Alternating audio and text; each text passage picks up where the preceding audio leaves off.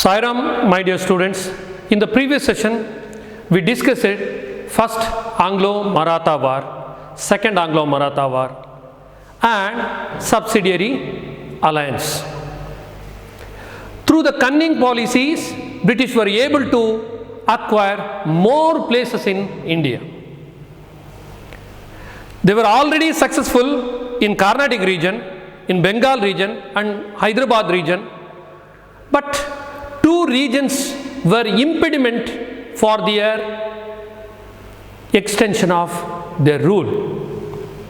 That is Maratha region and Mysore region. In the first Anglo-Maratha War, they got the situation for their favor. Even in the second Anglo-Maratha War, then they introduced cunning policies. Once again, let us go through the conditions of subsidiary alliance. Later, we shall move to another part. Dear students, today we are going to see the conditions. Already we discussed it. Once again, I want to recall. First one is, the Indian king had to keep the British army in his kingdom. That means, just I clearly explained it, then concerned state had to bear all the expenses of army and wages of British soldiers and also had to give certain revenue, land as well. Then the king has to have a British resident in his court. Then the king could not appoint any other European without the permission of the British. If you want to make any negotiations and treaty with any European country, the king has to seek the permission from the British. Then, in order to enter any agreement or pact with any Indian government, the permission of the Governor General of British East India Company is mandatory.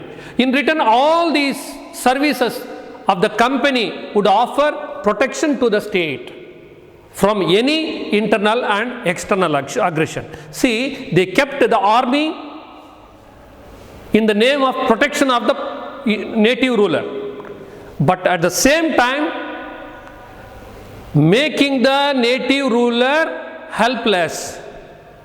Helpless means, if he has no army, then how can he wage war against the British? This was the tactic plan of subsidiary alliance. Who introduced subsidiary alliance?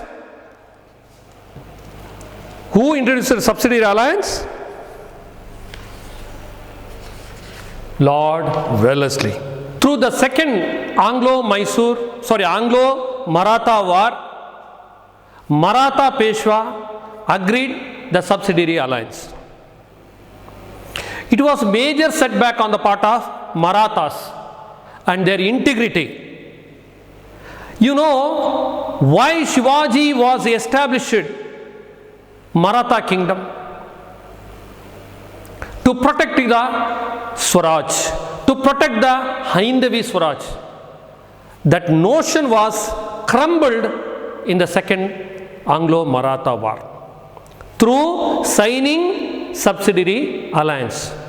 It was major setback to the honor of Maratha province. The Maratha families tried their best to protect their independence and honor. Maratha families means the members of the Maratha Confederacy. Even the Peshwa attempted to free himself from the clutches of the company. When Peshwa Bajirao II put sign, it was against to the ethics of and principles of Marathas. In what manner I am telling that? See, Shivaji established this king to protect the Swaraj, to sustain the Swaraj. The same principle and philosophy was crumbled through signing subsidiary alliance. Even the Peshwa attempted free himself from the clutches of the company.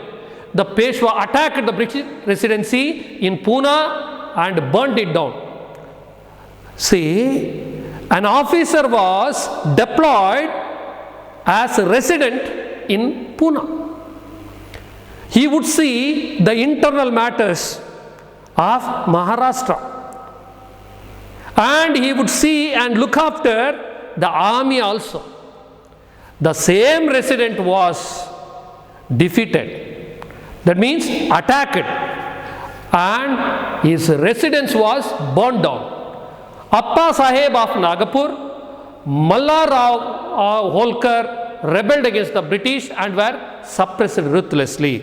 See, if they were united before Second Anglo-Maratha War, there would have no chance of Second Anglo-Maratha War. But there was no unity among the Indians. That means especially in the Maratha Confederacy, the Federation of Maratha. Bhonsles of Nagpur, Scindias of Gwalior, Holkars of Indore. See, they did not have unity. That was the reason for the Second Anglo-Maratha War. Later, British became prominent in Maratha region.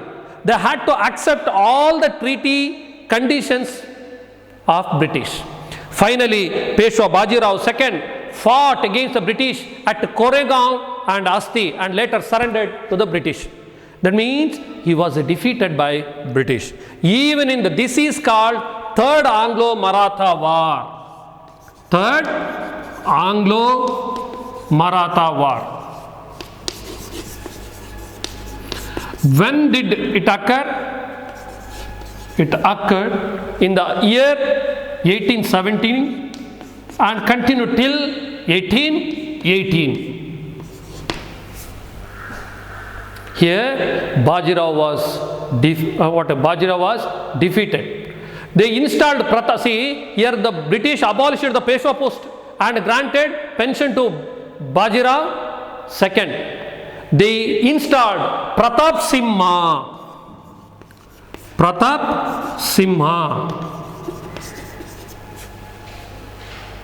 He was the descendant of Shivaji, and he became the ruler of Satara. Satara was a small state, that means minuscule state, and named him as the traditional leader of Marathas and suppressed the Maratha resistance almost all. He was made king to Satara. That was very small state, minuscule state. Thus British suppressed the Maratha resistance. See, there were three major hindrances, impediments. One is Mysore state, second one is Maratha region, and third one is Sikhs. Now Maratha were almost defeated and vanquished. Now let us go through some questions. How did Peshwa try to free himself from the clutches of the company? How? See, answer is in textbook. If you go through the video and textbook, you can understand the question and you can able to answer. Who rebelled against the British during the Third Anglo-Maratha War? Once again, who rebelled against the British during the Third Anglo-Maratha War? How did the British finally suppress Maratha resistance?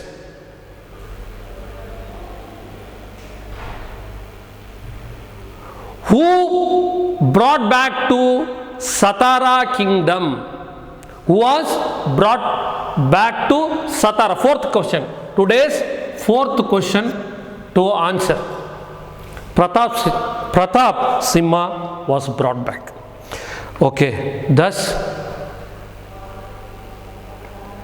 almost all the regions of India came under the control of British. Next, the consolidation of the British power. After Anglo-Maratha War, the British started to consolidate, accumulate their power. See, after Third Anglo-Maratha War ended, they started to consolidate. That means it ended in the year 1818, and it was continued till 1857. Now we are going to see how they consolidated. The British completed their agenda of ruling the entire India from 1818 to 1857. They occupied major states like Sindh, Awadh and many other smaller states. Which are the states they are conquered? Which are the states?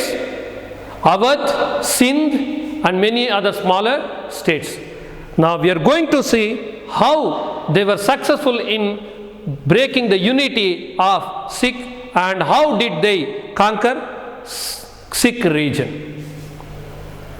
See, a political anarchy, political instability broke out in Punjab after the death of King Ranjit Singh in 1839. Fifth question, when was Ranjit Singh died? When was a political anarchy broke out in Punjab? Sixth question. Answer is very simple. The political anarchy broke out in Punjab after the death of King Ranjit Singh. The British attempted to invade Punjab violating continuous friendship pact. See, during the period of Ranjit Singh, British made friendship pact. So there was no war occurred between Punjab and British. But soon after the death of Punjab ruler Ranjit Singh, they broke the pact. They broke the negotiation. That means the British attempted to invade the Punjab, violating the continuous friendship pact they had with the erstwhile king. In December 1845, a war broke out between the British and Punjab. Sensing the danger from an outside force, Hindus, Sikhs, Muslims got together to defeat the British. Finally, they had accepted defeat due to few traitor leaders. See, when British continuously waging war against the Sikh region, Hindu, Sikhs and Muslims got together to defeat the British. Finally, Sikhs were defeated. The Punjab region was almost came under the control of British. Then they signed a humiliating agreement, condition, that is Lahore Agreement in 1846. Lahore Agreement.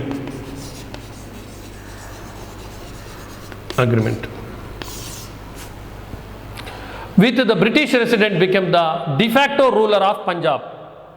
See, here what we discussed, they got together, Hindu, Muslim, Sikhs got together, but they were defeated. This is known as First Anglo-Sikh War. First Anglo-Sikh War. Later, they employed a British officer. He was a de facto ruler.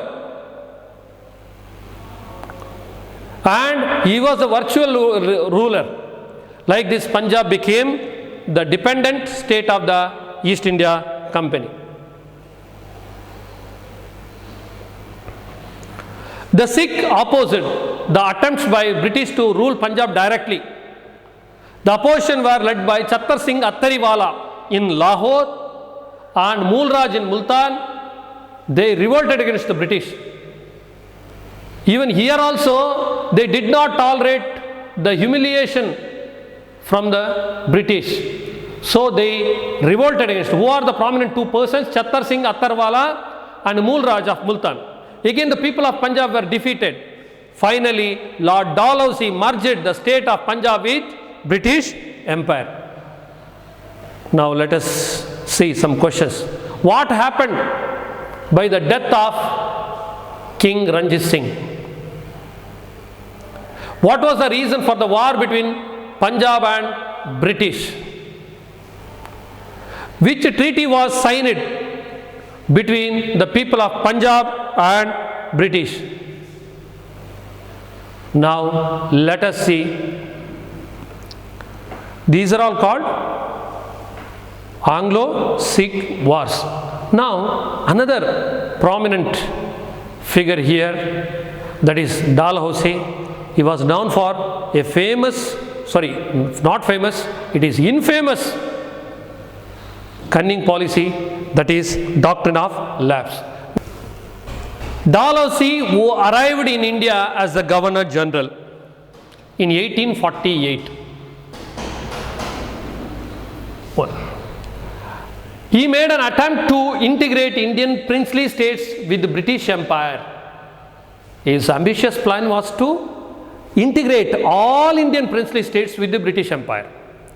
He adopted a cunning policy, that is doctrine of lapse, whereby the adopted children of Indian kings were refused to their right to throne. If Indian king had no natural heir, his kingship and kingdom, his kingship will be lapsed and his kingdom will be transferred to British Empire and merged with British Empire. According to this policy, if any Indian ruler dies without children, their adopted children had no legal right over the throne, and such a state get merged with British Empire. This is doctrine of lapse. You can see the image of Dalhousie. Princely states like Satara, Nagpur, Sambalpur, Udaipur, Jaipur, Jhansi came under the control of came under the control of British rule under the pretext of, under the pretext of what?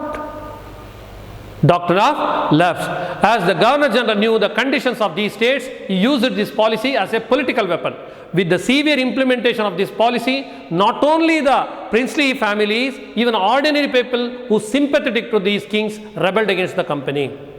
Their love for their kings and the sense of loyalty fueled this rebellion further. Finally, it resulted in Sipahi Mutiny in 1857. Okay, now I'll ask some questions. Who introduced doctrine of lapse? To be noted down.